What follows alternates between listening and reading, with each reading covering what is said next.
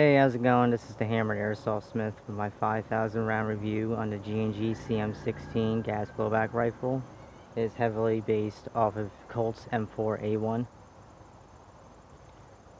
Alright, well, how's it going so far? Well, I'm going to tell you about it. I'm going to address some issues and I'll go from there.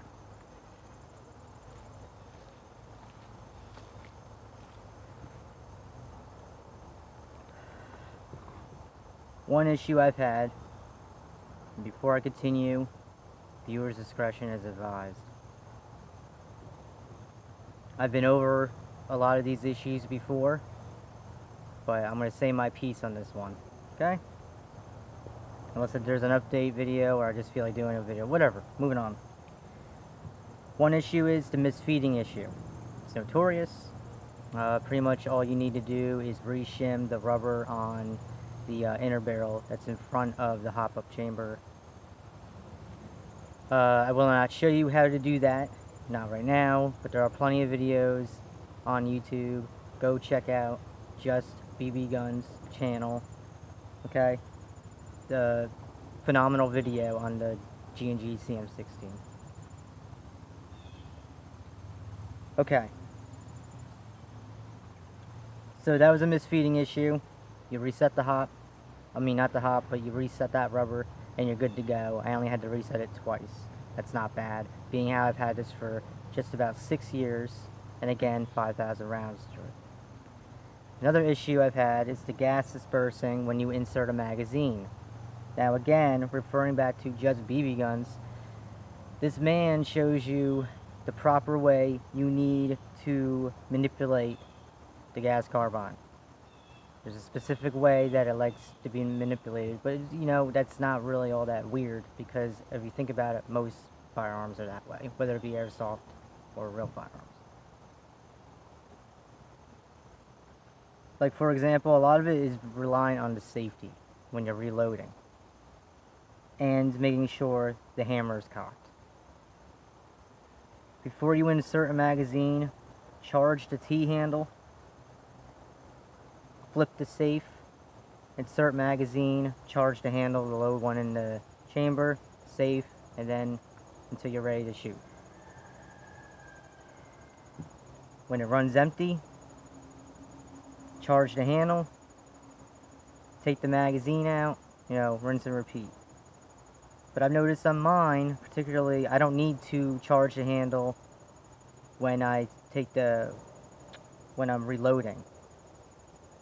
I've noticed on mine that when I remove the magazine, the hammer just goes back into the back position, the ready position.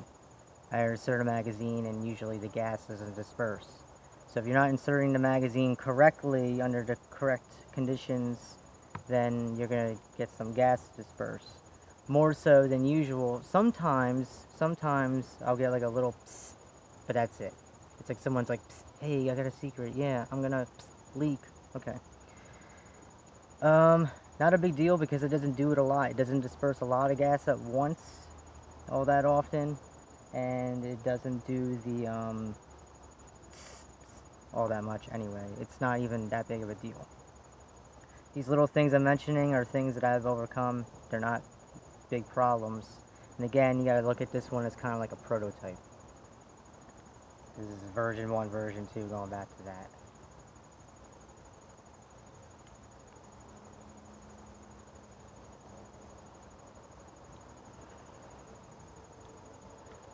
The pin of the T-handle,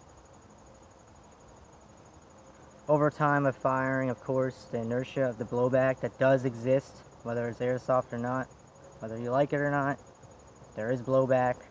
There is a little bit of felt recoil. It's not crazy. Moving on. So the pin in the T-handle flew out.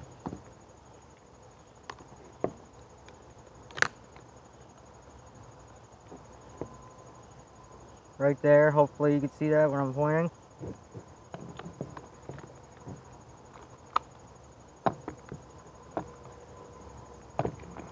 It flew out when I was shooting, and there's a spring. Luckily there's only 2 components that get well, there's three, a total of three that can get lost when that happens. You'll lose the pin, which I lost the pin. I lost it out here. There was no way I was going to find it. It was like freaking so tiny. But I understand how that went that way. If I think if I put some Loctite on it prior, if I knew any better, then it probably wouldn't have came loose. It probably wouldn't have ever happened, but hey, it happened, moving on. That flew out. There's a spring, and then there's the lock, the T-handle lock, that's used to unlock the T-handle when you charge it. Okay, I'm not touching it, so I can't charge it. The gun does work without that function, but you don't really want to lose it. I mean, I would hope not. But anyways, because it is there for a reason. So I took a WE trigger pin and tried to stick that back in there, and it seems to be working okay so far. Okay.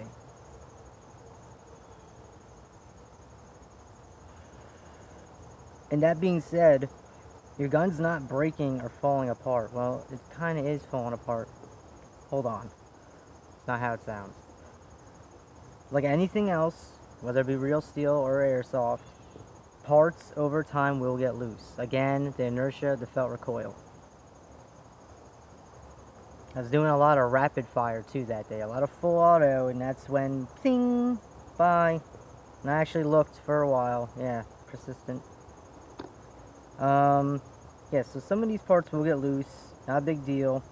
There's videos out there, maybe I'll do one later, who knows, where you can take the delta ring out and everything, this whole fore-end section, you can disassemble all that. That will get loose. The fire selector switch will get loose. Luckily, that's pretty easy to take care of. It's not that big of a deal. I mean, most of this is once you learn. Pretty much anything's possible as long as you have the right know-how. You want this tight, by the way. You don't want it loose flapping around. So with that, the fore end will get loose and wobble. But again, had it for 6 years. A little over 5,000 rounds through it. Things are going to get loose. There were some things that I locked thread or Loctite way earlier on when I first got it. The things that I was pretty sure of how to disassemble. But anyways, moving on to the last and final issue. Issue 3, after maybe 4,000 rounds, around that neighborhood, the Airsoft carbine failed. I was firing it, and then I noticed that the bolt wasn't going all the way home. It was getting really sluggish. And just everything in here, it was just misfeeding a lot. The bolt would lock back prematurely, and it was just a big hot mess. That alone, trying to figure out what was going on with that and trying to fix that, I blew a lot of rounds through it. But eventually I overcame that because I was searching on the internet for a while because I really wanted to fix this. And I could not find spare parts. And I noticed on forums and other videos, a lot of people had that same issue. They just could not find spare parts anywhere. So I went straight to G&G. And I gotta tell you, their customer service is absolutely phenomenal. They kept in contact with me almost the whole entire time. They were amazing. I just contacted them, I let them know about the gun, blah blah blah blah blah. We found out what piece I needed, yada yada yadas, and we made it happen. And for $32.50 later, this was replaced. And just to be safe, I put the whole new unit. I got a whole new one of these, and I just replaced the whole unit, even though there was nothing wrong with the rest of the unit. The only thing that was wrong with the unit, see how sluggish that is? Something wrong there, and there's a piece, you probably won't be able to see it. There's a piece down in there, metal piece that doesn't look right. It's bent. Actually, it's not bent.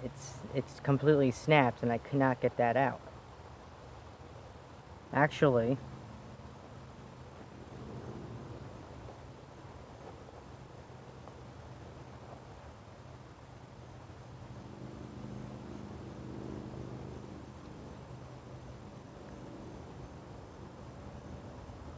it just wants to fight with me. That's funny. You're cute. There's a pin here. When you pop that pin out, be careful. You don't want this to go flying.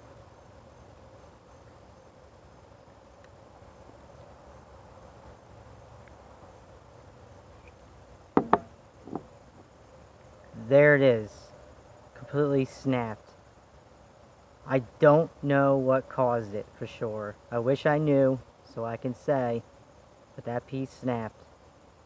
So really, at the end of the day, I just needed this unit. But I wanted to play it safe and pay out for this whole new thing. The whole new thing is already installed. And so far, seems to be pretty peachy, dude.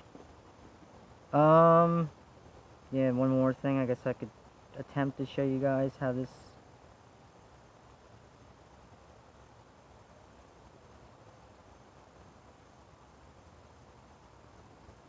Hopefully you can see how I have that captured.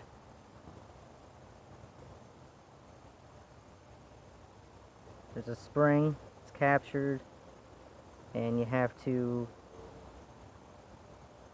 I might not be able to get this on my first try, and that's okay, because there are other videos, of course, that show this. But you do want to get it to that slot. And you have it lined up with that slot. You want to let go of the spring quick, like pull out, and it's supposed to get caught in that loop. I got it. Awesome. Put that away.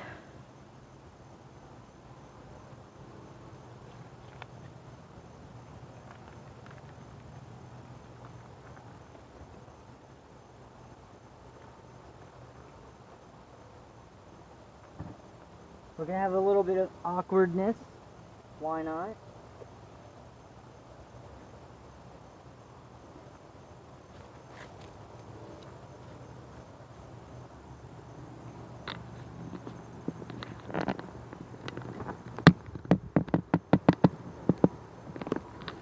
Because I'm a one-man crew, dude, and that's why. Bear with me. 0 editing skills, remember. Okay. Alright. So, with that said, they sent me the piece.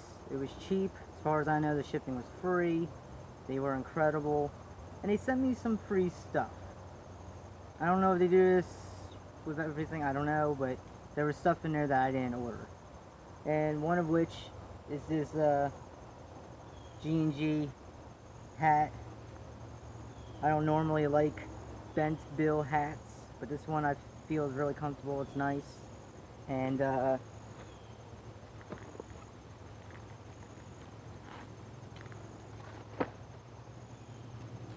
some patches that Velcro.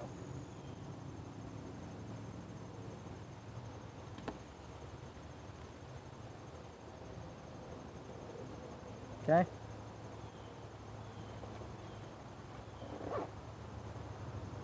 Thought that was pretty cool of them. They seem like they actually really care and value their customers.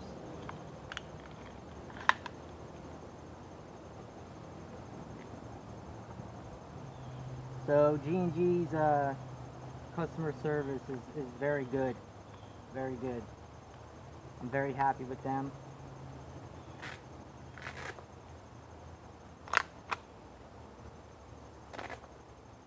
Do a little shooting.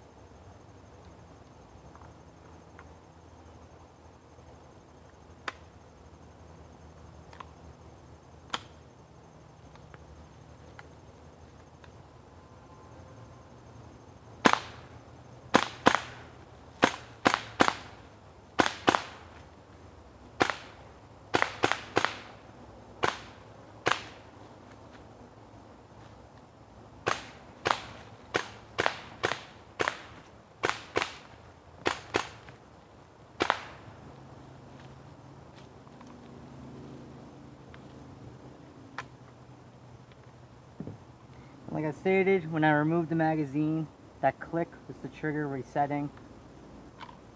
So I should be able to insert the next magazine without any issues.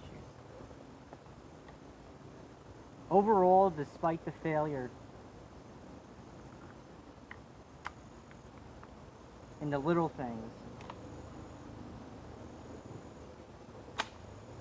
I'm extremely happy and confident with this product. G&G made an amazing product. Though it may not be the most realistic airsoft carbine on the market, or M4A1, which is, you know, make it that realm, the M4A1 platform. There you go, I got it out. Like WE makes some really realistic ones and stuff like that, but you know what? The way they have this made is actually very interesting, very simple, very cool. I mean, they got like the buffer spring, instead of it being in the buffer tube, it's in the upper receiver, and they pretty much cut the bolt carrier down like half of what the real steel is, and it all fits in there. I really thought a while back, this being polymer, that maybe eventually over time that the receiver would crack, and it has not cracked. Over 5,000 rounds later, it has not cracked, and it's been fired all year round. I don't necessarily baby my airsoft equipment, because I do use them for training tools. So I want to make sure that they're running good. You know what I mean? Like, I want something reliable, something that's actually, you know, capable of helping me with the transition to real steel. There isn't a whole lot that I would change on this carbine. Like I mentioned before, the customization is virtually endless. And you can even throw a gearbox in here and everything like that if you want it to be an AEG, because originally these were AEGs. And some mastermind came along and decided, hey, let's throw some blowback components in here. Boom, we got a blowback rifle for $160 on evike.com, and that's about, well, you can find it anywhere else, like between 120. I've even found it, actually I found one at like 100. So between 100 and 160 you can get this for, and you'll be getting the version 2, so most likely whatever issues I've had you won't have, so that's good. So, and it's the same price it's always been, so you know, that's a phenomenal deal. So much you can do.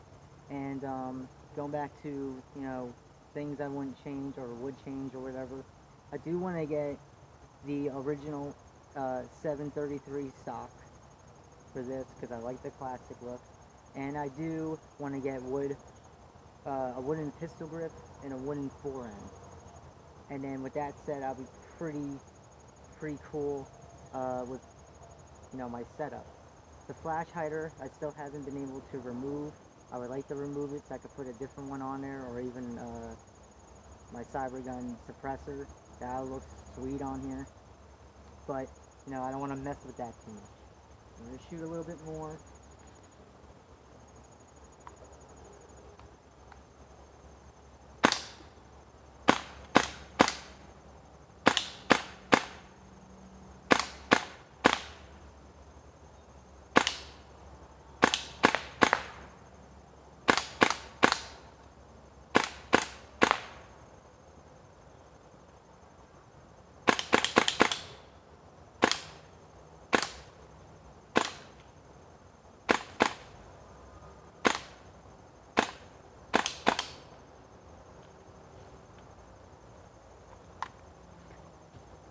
It is extremely accurate.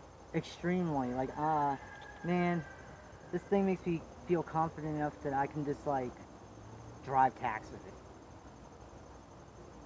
it. It seems to hit the same or just about the same spot every time, as long as you hold the exact same spot. It's just phenomenal how this thing can do that. I know this is close quarters, but if you think about it, airsoft, if you're skirmishing, you're going to be hitting man-sized targets. My targets are not man-sized, not even close. They are 3 targets, well, technically a total of 6. I have 3 wooden posts with double tuna can lids, aluminum lids, screwed into the post, and behind the tuna can lids is a sheet of cardboard that's kind of small. It's like less than a foot long, and I don't know, maybe like 8 inches wide. So I mean, at this distance, this is like a self-defense distance, is it not? Some may disagree, that's fine. And you know, the hit spot on that often is just freaking awesome. I mean, how are you gonna argue with it? Well, is there anything else I wanted to add? Final thoughts. Well, I don't know, get one. Like, I don't understand. I know M4s are really popular, and I know it's cool nowadays to not like what's popular. I'm a little guilty for that. But like, I don't know, man. Go for it. Like, why not? It's like, who cares if they're popular? Maybe they're popular for a reason, you know?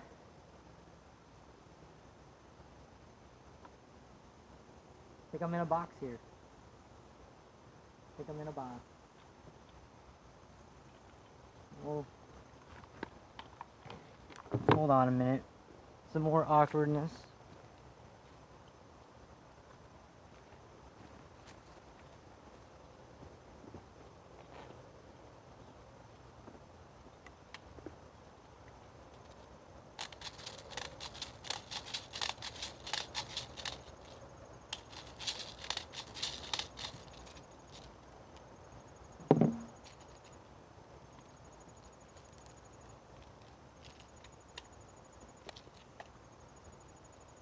The distance, by the way, between the targets and where we're at, I think there's like about a 2-foot gap between me and the lens.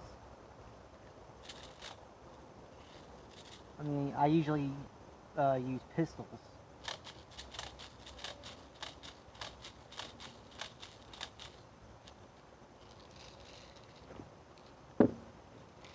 But I could just as easily go back yonder, and I do it from time to time, and shoot the targets.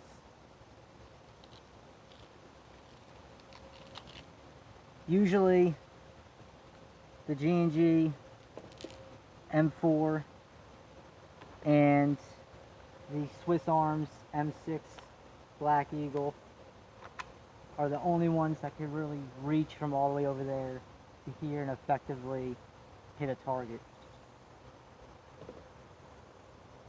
I'm more of a precisional shooter. That's another reason why my targets are usually small.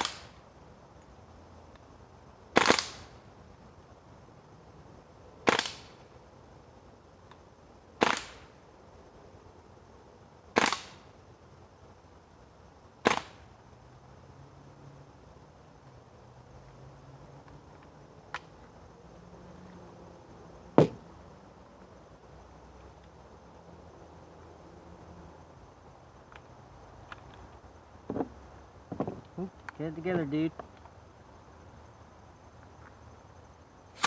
Oop. The first and only big one like that since I took it out.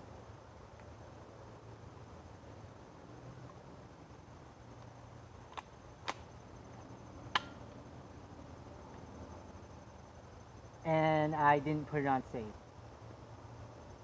Ooh, it was on auto, but at least my finger wasn't in the trigger guard. And the muzzle was in a safe direction.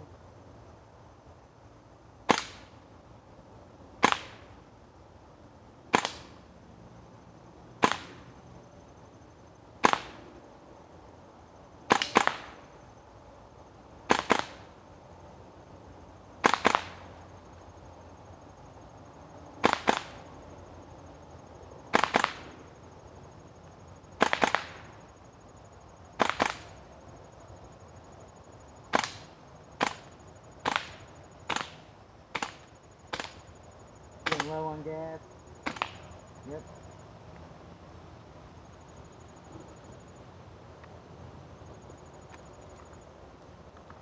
Some ammo spills out the bottom, similar to a lot of AG high capture magazines, but that used to annoy me. I know I addressed that in the past, but that's not even a big deal anymore. I just don't care. And by the way, in this video, we are using Crytac, Chris Vector, dude. Some of the real steel guys decided to make airsoft ammo. And they're the .20. And they seem to be working okay. I mean, it's hard to compare ammo sometimes, or at least it's hard for me. And I don't know, I think I'm just going to keep trying other things. But so far, I think E-Vike Precisional, the professional grade or whatever, .20, .25, are my go-to, because I was using them for years and I never seemed to have any issues with them at all.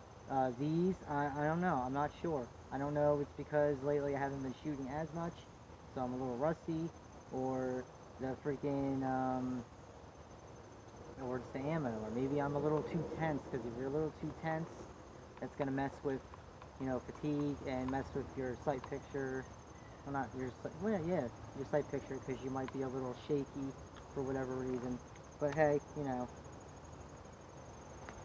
And one little thing that I did do to this, not a big deal, but I did sand the whole bolt assembly here, not the assembly, but this face, the bolt face here. And I polished it up, and I put Birchwood Casey's aluminum black on there, so it gives a more realistic wear. And it kind of gives like a little bit of a bluing. And also, when inserting magazines, I should go back to that, good thing I remembered, is make sure your dust cover is open. As you see, it opens automatically when you work the bolts. That works. That should work out just fine for you. Alright everybody, it's the Hammered Airsoft Smith 5,000 round review. If you don't have it, get it. It's just a really good gun, man. It really is. Thanks everybody. High power. Peace.